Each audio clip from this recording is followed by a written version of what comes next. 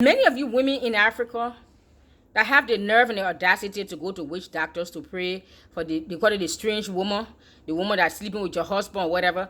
I don't justify that. No woman wants another woman. No woman wants to share her husband or boyfriend or fiance with another woman.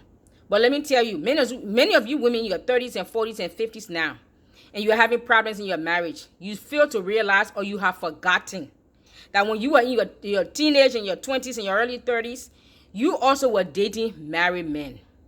You also dated somebody else's husband during your young days.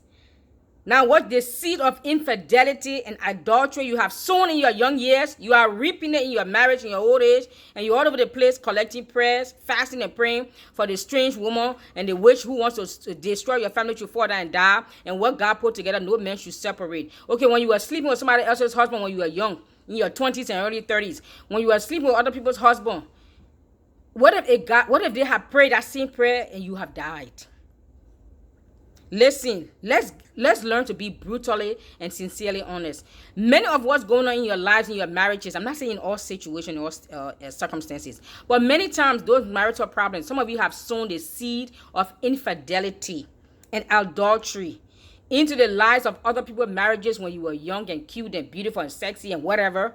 You slept with married men. It's so common in Africa. It's almost like a culture thing. It's so acceptable.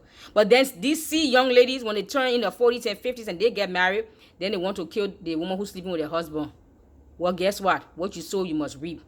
It's time for us to repent. It's time for us to repent. It's time for us to check our heart and ask the Lord to forgive us. That some of the issues that we're going through in life, maybe we brought it upon ourselves in our young days. We didn't know. Now the rooster have come home to root and we're praying for everybody to die. No, man. God put some spiritual law into practice.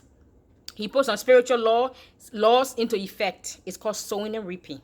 Whether you Muslims, whether you Christian, it doesn't matter. You practice that law, you will reap the consequences or the benefits of it. You sow wickedness and evil in your young days, you're not going to escape. I don't care what you do. Hello. So, beloved, if you know you are guilty of such, ain't nobody condemning you. But get in your prayer closet. Get in alone with God and ask the Lord, Father, forgive me. Maybe I did it out of selfishness. I was jealous. I was insecure. Or I did it out of desperation. Maybe you needed money, needed help to put yourself through school. You didn't know any other way to do it. Okay, get alone with God and say, Lord, I did this in my young days. Maybe because I was desperate or I didn't know any better.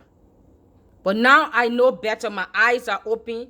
And I try to or I destroy somebody else's marriage. Now I'm reaping the consequences in my own life, in my own marriage. Would you please forgive me for the damages I have caused in other people's marriages and lives during my young days? And forgive those young women who are doing it. Forgive me, Lord. Have mercy upon me. Save my marriage. Save the marriages of those also who are reaping the consequences of adultery that they sowed in their young years. Forgive them also. It's time for us to repent. Let's rend our heart, not our garment.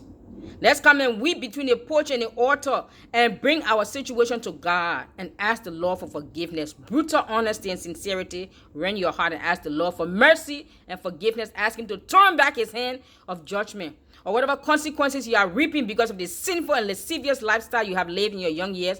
And now you are reaping the consequences in your old age. And all you want to do is fall down and die prayers or go to hire this prophet, hire this witch doctor who said he's a prophet, pay him some money to pray for any enemies want to destroy your marriage and your household should die. When you brought that in your own household because what? You sowed the seed of adultery and fornication. You sowed the seed of strife and marital strife. You sowed the seed of divorce when you were young into somebody else's marriage. Now you reaping it. You want to pray? No, before God can answer your prayer, you need to repent.